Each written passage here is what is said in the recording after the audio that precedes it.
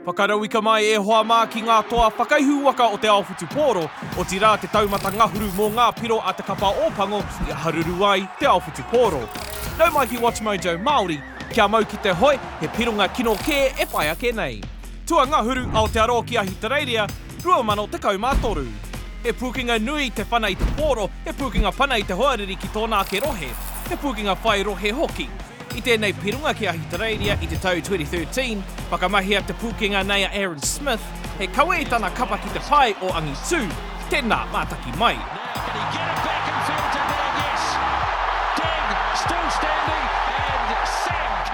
Tua iwa Aotearoa ki Argentina, 1997.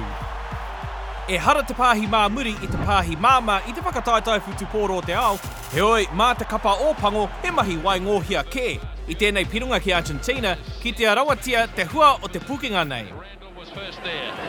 Shoveled on, clever stuff. Cullen, Ōpango back inside. Now the run's on for Zinzan. Carlos Spencer's got the legs, and the All Blacks finish with a beauty. Carlos Spencer. Tua waru Aotearoa ki Wiwi 2013. Nā ko ki te tātou i te mana o ngā pukinga nei ara te pāhi mā muri, te whana me te mahi tahi. I tēnei piro ki a Wiwi i te tau 2013, i kitea katoatea ngā pukinga nei i te tākiringa kotahi. Now the chase is on, and the bounce is favouring Cruden. Looks to offload, beautifully done, and Barrett is away. What another great try. Tua whitu Julian Savia, te ipu o te ao 2015, viringa whaiti. Ko te parihau te kaumātahi o te kapa Ōpango, he tūranga nui. Nā Jonah Lomu anō te kahu nei i rongo nui ai ki te ao whānui. Kāore tonu kia kite he parihau i tua atu ia Jonah, he oi i te tau 2015 i kitea. Ko ai atu ko Julian Savia me tōna pirunga kia Wiwi i te whiringa whaiti te whakataitai whutupōro o te ao. I riro te piro nei i te tūranga tuatahi mō ngā pirunga o te Rugby World Cup 2015.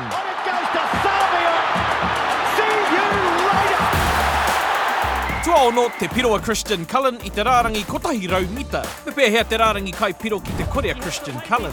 I tākaro ia mō te kapa Ōpango mai te tau 96 ki te au 2. E hia kē nei ngā piro i riro i aia mā te kapa. He oi putana pironga kotahi rau mita ki a Italia i te tau au 2, tētahi e kore e wareware. Oh, very confident having a go by yourself. Little kick and chase, that hasn't worked, so here come the All Blacks from under their own goalpost with Christian Cullen. Oh, I don't know if that was the time to kick. Well, we'll wait and see what the bounce was like. Oh, there we go. He's got support, he won't need it.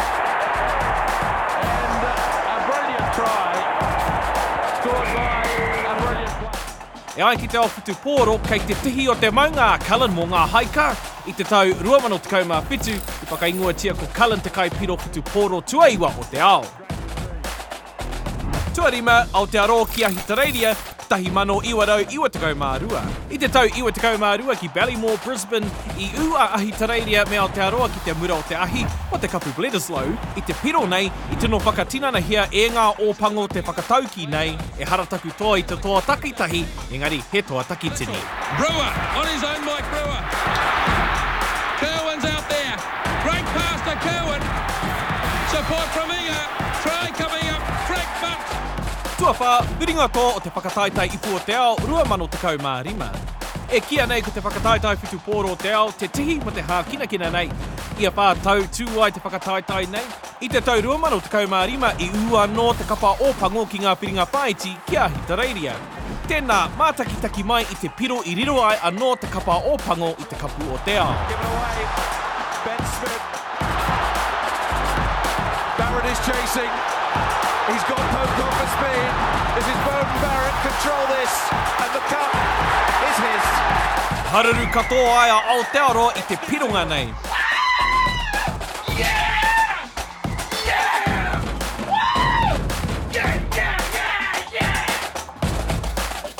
Tua toru, te ipu Bledisloe 2. Ko te kapu Bledisloe tētahi whakataitai whutupōro i Wainganui i Ahitereiria me Aotearoa.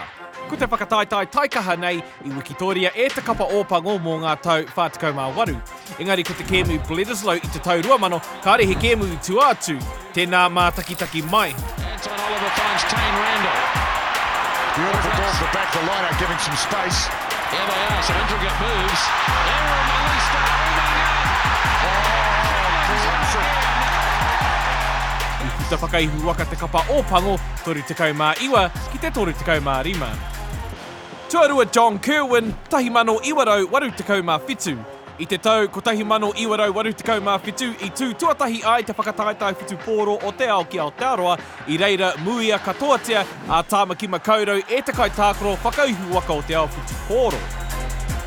I te kēmu i wainganui i Aotearoa me Itaria, i riro ia John Kerwin tētahi piro te wareware, mātaki mai.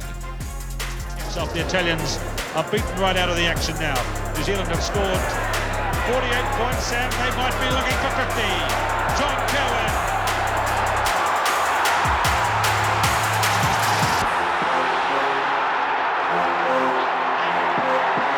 And what a way to bring up 50 points. Tuatahi Jonah Lomu kia i Ngārangi, 1995. Kei te mōhio tātou ki ngā Michael Jordans, ngā Tom Bradys, engari i te ao whutupōro, ko tahi te ingoa e haruru ai te ao, ko tō wai atu, ko Jonah Lomu. Inside to Lomu, pass one, pass two, here he goes again, bundling them off and the big man is over. I tana kēmu tuatahi mo te kapa Ōpango i te tau 94, 19 tau tana pakeke. Koia te taiohi tuatahi ki te tākaro mō te kapa Ōpango. I te whakataitai whutupōro o te ao i te tau 95, i tūai ia ki te mura o te ahi hei parirau mo te kapa Ōpango. Ko i Ngārangi te hoariri. Ai ki ngā kōrero ko ngā parihau o i Ngārangi ara ko Tony me Rory Underwood, tētai te hipa, tētai te karo.